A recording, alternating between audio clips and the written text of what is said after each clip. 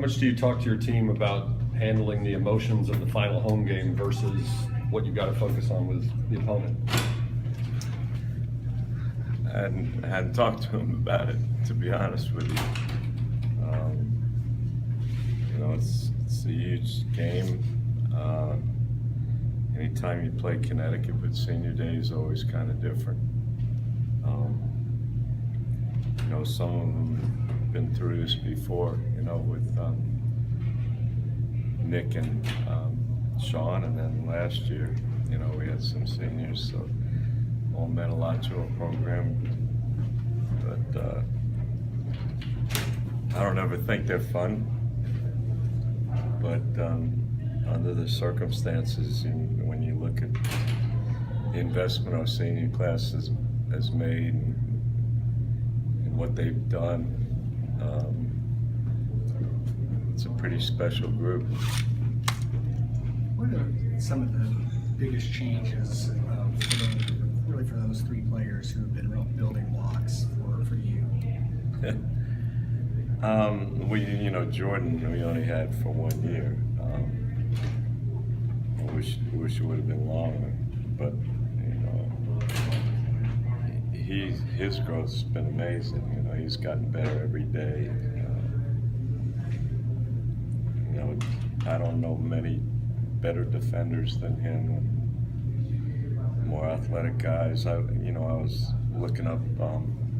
They had some crazy stat conference, American Athletic Conference, about contributions players make in terms of points, assists, rebounds, blocks, steals.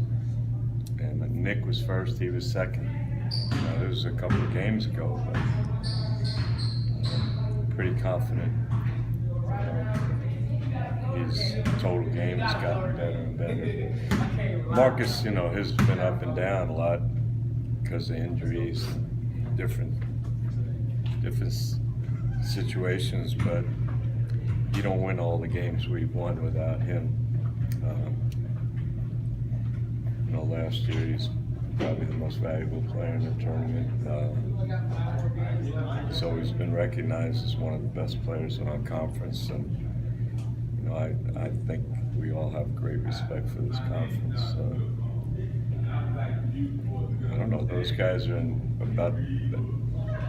they've won well over 70 games in 3 years. That's just big volumes about their growth. And then Nick, he's had an amazing career, but I don't think anybody has ever had a better year than he has at SMU, in my mind, based on what the obstacles this team's faced, the fact that he's had to play so many minutes, he's played hurt, he's played at an unbelievable level. It's pretty amazing for a guy like, his size. And if you asked me 2 years ago if I'd missed him when he graduated, I probably would have hesitated and scratched my head. But Thursday, knowing that it's his last home game, that's going to be hard. How has your relationship with Nick grown over these 2 years? I don't know. You have to ask him. But my admiration has grown every day. Every time I see him play, I gain more and more respect for him.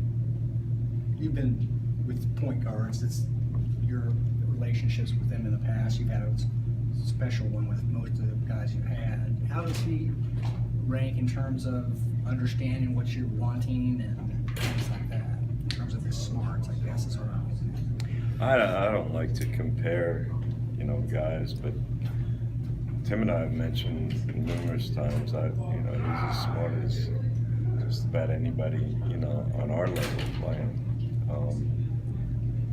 I spoke to Kevin Ollie today, and we were talking about Nick a lot, and I'm not the only one that recognizes it, but he's got great leadership qualities that he's developed. Everybody's known about his competitive spirit and his toughness, and he's got an unbelievable IQ.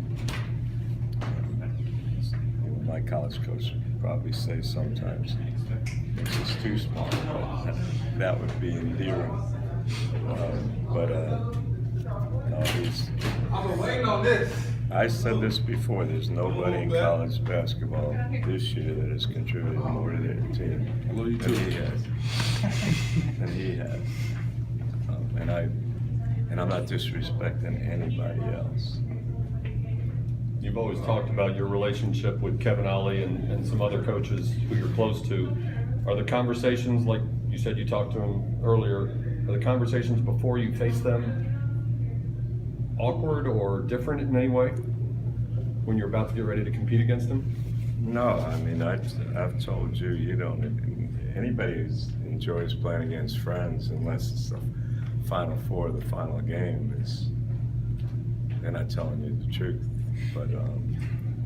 But I always tell them when I look down the other end, and you're at the bench, and I see him there, it just makes me pretty proud. But I don't look forward to playing against Kevin ever. I do look forward to playing against Connecticut because of the standards they set. He's obviously been a big part of that. 2 years ago, I won a national championship, and we were in the same league. So when it makes me laugh when people say, Connecticut's looking at us as a big game. And then after I get done laughing, I start feeling pretty proud. Those three seniors had a lot to do with that. How have you seen Nick develop those leadership qualities you talked about between when he first got here and now? Excuse me? How have you seen Nick develop those leadership qualities between I just, in the 4 years? he's just grown. I think a lot. Think about how tough it was for him. He played for Tim, and Tim and I, even though I think our values are the same, things we believe in are the same, we're entirely different. So it wasn't an easy adjustment, I don't think, for him. And then, he played with two great seniors, Nick and Sean, and I think he was reluctant to, maybe not mature enough to handle being a leader. And then, he had Ryan Cannon and Unique, but he's grown every day. He's gotten better in every area, every single day. Did you think when this season started that this team would be capable of being where they are now in terms of record? I mean, was that something you envisioned, in October maybe? When the season started, I thought we'd have Shimmy and Ben, Keith, Cedric, and I thought we'd be as good as anybody in the country. Why wouldn't you? I mean, we won a lot of games last year, even though we lost a lot. Then all of a sudden, boom, everything hit you in the eye. And we were dealing with it, and then all of a sudden, no Ced, no Keith, now you got. And so, what they've done, it's unbelievable. And I don't think anybody could have envisioned this, seeing the set of circumstances everybody was going to face. But we've all gotten better for that. Everybody's benefited by that. We might not understand it now, but down the road we will. Anything else?